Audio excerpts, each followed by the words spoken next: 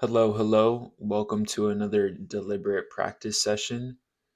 Today we are going to be going over Upwork that happened on May 6th. Right here, I have the daily chart pulled up to the first minute after the open on May 6th. And we did have earnings yesterday on Upwork. The earnings came out. The company reported better than expected Q1 financial results and raised its FY25 adjusted EPS guidance. We got that gap up during after hours yesterday. And what makes Upwork pretty tricky is during the pre-market on the 6th, we had no volume whatsoever. But if we look at the after hours yesterday, you can see that on earnings, we actually had 700K volume with about, it pretty much closed at like 800K volume when the earnings released. So instead of finding this in the pre-market, this is something where you have to scan during the after hours. Right when market closes, you just check the gap up scanners, see what's moving. And this is how you would have found Upwork because the pre-market volume criteria just did not fire this ticker. And so, yeah, we have a clean breakthrough of that pivot level at $14. What makes this significant is we haven't closed above the 1 day 50 moving average since March 3rd. So it's been about 2 months of consolidation underneath. You can see that we broke down also on or on March 3rd, and we failed the 50 and we went all the way down to the 1 day 200 MA. We bounced off of it. Then we came back lower around the tariff panic. And we've been pretty much just trying to break this 1 day 200 SMA, which is a pretty critical level. And so before earnings, we tested the 50, couldn't break it. We tried to, couldn't close above it, went back down, built a higher low, and got super tight where all the MAs are just pretty much super tight together. And now from this earnings, we are gapping out. I'd probably rate the Catalyst 7 out of 10. It did have good earnings, but nothing too crazy. And I'd rate the technical another 7 out of 10 just because we have all this noise to the left. This is a clear pivot though. And I do like that we're breaking the 50 MA off positive news. So overall, I rate this idea a 7 out of 10 or more. And now we're going to switch to trading sim and play this out in real time. Pretty much what my plan is I'm looking for a break of this solid after hours pre-market range at like $15. I really like the psych level too. I'm looking for a flag out above and gonna take the next breakout if we get it.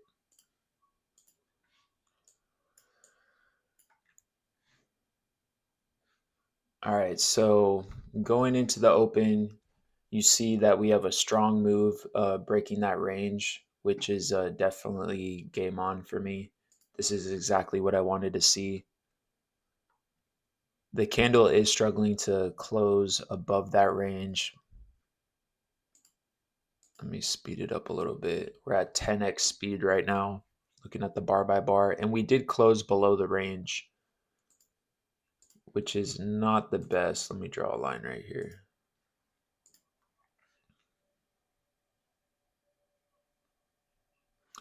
But next candle, we are reclaiming that range.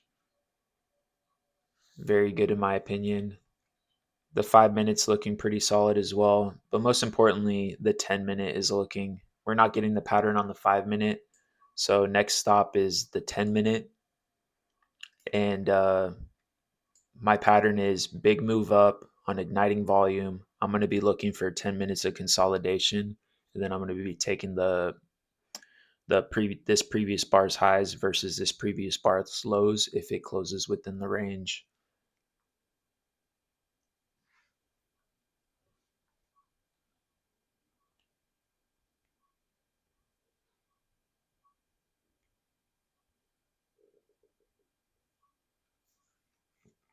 So far, price is getting tight on the 3 minute. This is what we want to see.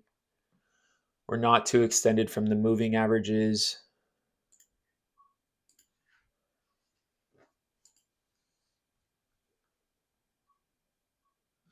The daily's looking really solid at the bottom left.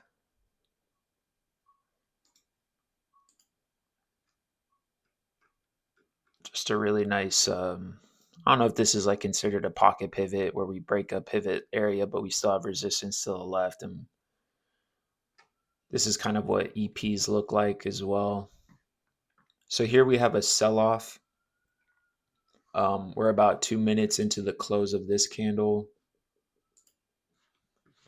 So we can see here on the 3 minute chart that we actually pulled back, kind of testing this VWAP level as well as the rising 9 EMA. This is pretty good for me at least, because this means like price isn't too extended from the moving averages. So I might use a EMA trail strategy instead of bar by bar. I kind of like doing bar by bars if we are really extended. Right here, I'm getting my order set on the 10 minute. I'll be entering the previous bar's highs versus the previous bar's lows. Candle just closed, so you can see I have 480 shares. This is around 70% of my daily stop. So at this point in time, I have like $137 dollar daily stop. So I'm risking around $95 on this trade. This is because what I rated the technical and the catalyst included, both 7 out of 10s. So I think, this deserves 70%. Hopefully we get triggered on this candle right here. I'm always wary about buying on the third bar up.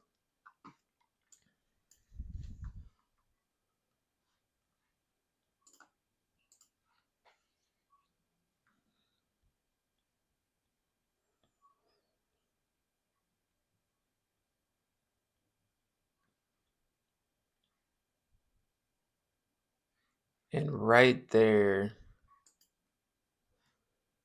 what did we get filled at? We got filled pretty bad actually. 15.4. That was a pretty that was pretty drastic slippage. I know I didn't misprint my order, but if trading sim is realistic, then perhaps the liquidity wasn't there and we actually skipped from like 1520s to 1540. So this is definitely something to keep in mind, because 20 cents of slippage is really big. It's actually really big. Um, this is something I definitely need to be cautious about. Like I said, this is not very liquid stock, as the first bar we only put in 200K. Right now we're trading around 800K of volume, and right away we get triggered in and prices retesting this level.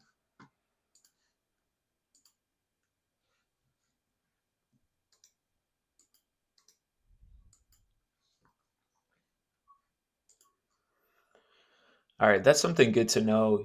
This is what's good about doing it, practicing this way instead of just doing static charts, because you really don't know about the liquidity, or you don't think about it at the time. You don't think about the slippage. That's why it's important to, practice this on Trader Sim, practice it in real time. I'll go ahead and set my stop to the low.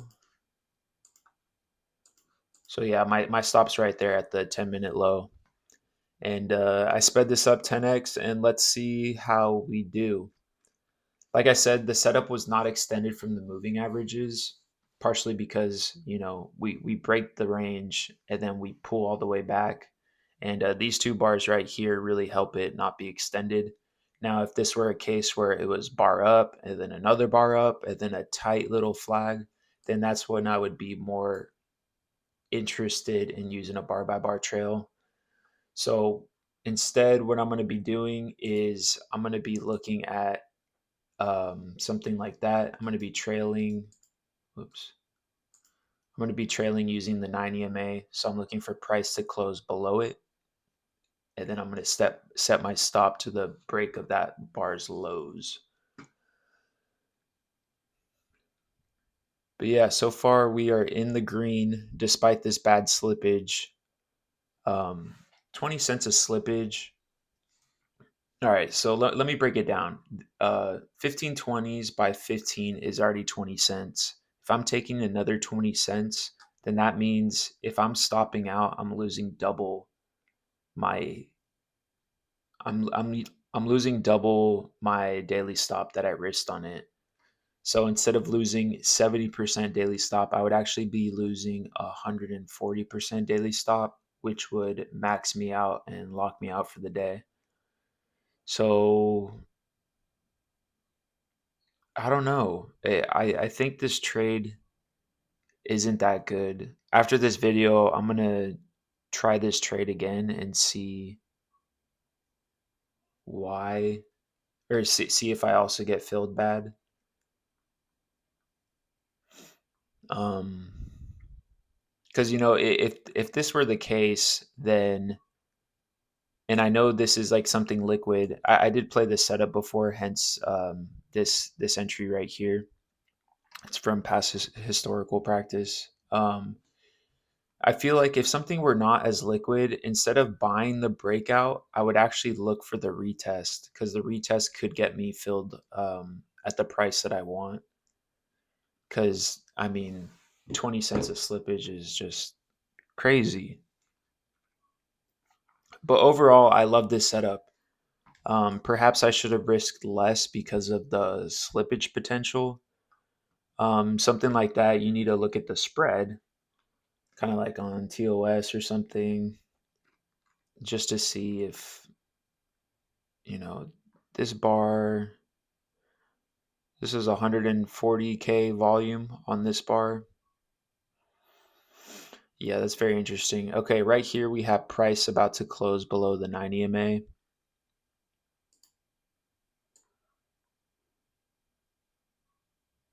But so far, no dice. See, even if I were to bring my stop to the quote unquote break even, I would still be losing. And if I were to bring it to where I actually got filled, that would be arbitrary, I think, with no real confluence with the price action.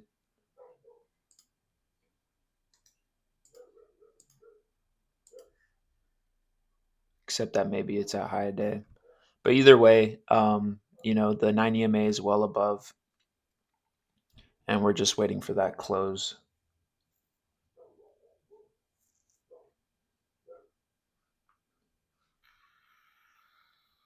So I sped things up, and right there, we almost had a close below the 9 EMA. This bar looks like it is going to break. Below. So right there, we have the close below. Sorry about the background noise. There's I raised my stop to the break, or I raised my stop to the bar low once we crossed below the 9 EMA. And so far, the next bar actually reclaimed and is pushing higher. So price has just been steady grinding higher on the 9 EMA. Right here, we were close to stopping out, but we didn't. And we've been making new highs since then. But it seems like we are slowing down. Volume is decreasing. Price is just grinding higher. And once again, we got close to the 9 EMA and we just bounced off of it. I'm going to move my stop up a little more.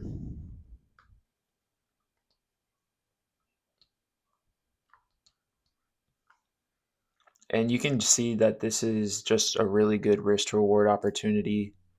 Us entering down here, risking just 20 cents.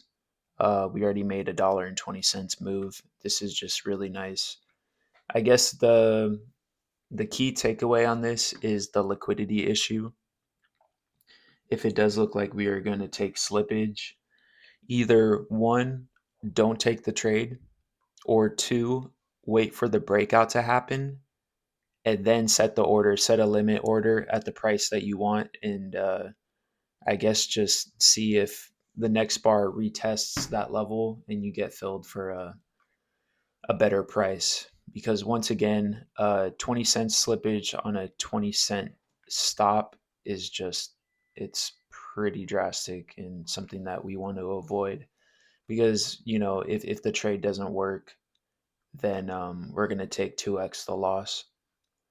So right here, we are closing below the 9 EMA. And we close below. I'm going to set my stop below that bar. And we finally get tagged out.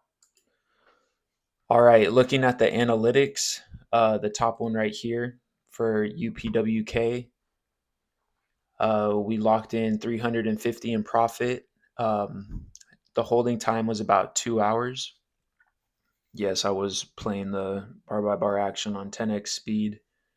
And overall, this was a solid trade. You can see our entry price was 1540. I did set the entry at 1520.